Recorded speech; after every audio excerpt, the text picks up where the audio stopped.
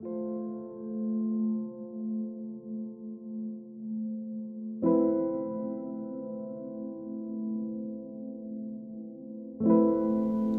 been thinking about tree roots lately, their tenacity and resilience, how they always find a way. In India, roots from the banyan tree emerge from branches overhead and have to travel downward to the earth in search of nourishment and strength, a ground strong enough to hold the tree in being. The 13th century mystic Meister Eckhart suggests that we too must become like roots. Like the great banyan, we must break through beneath the self we are in this life to connect with a version of ourselves found deep in God. God, the ground, sources the mystery of our lives, and our great human task is to return there, to merge the person we are now, whatever wounds we happen to carry, with the person we are in God, to come home to our original wholeness.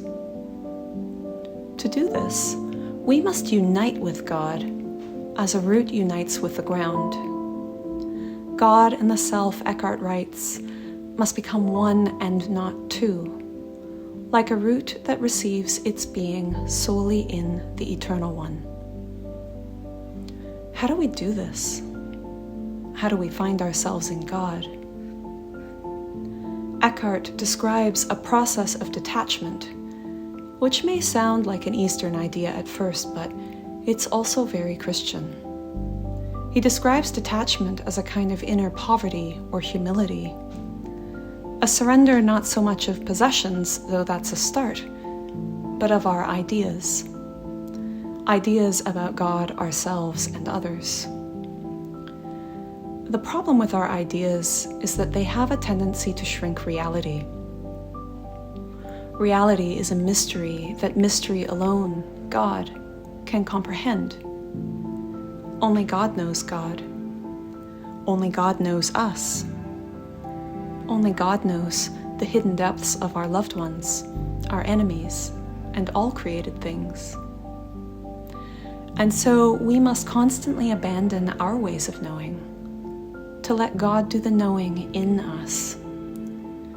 In one of Eckhart's more shocking statements, he goes so far as to pray, "God, make me free of God." This is not a statement of unbelief, but a prayer. Eckhart is appealing to the real God, seeking grace to pass beyond his own projections, his own narrow certainties. He wants to welcome reality as it is, and he wants to welcome himself, fearless and free. I'm a long way from all this, and in fact, it's not something Eckhart thinks we can accomplish on our own.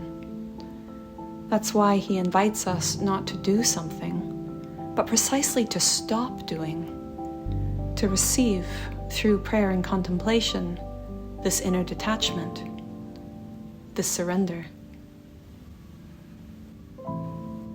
And so in my own poverty, I'll keep stumbling along Eckhart's path, the ground. I want to plant my roots.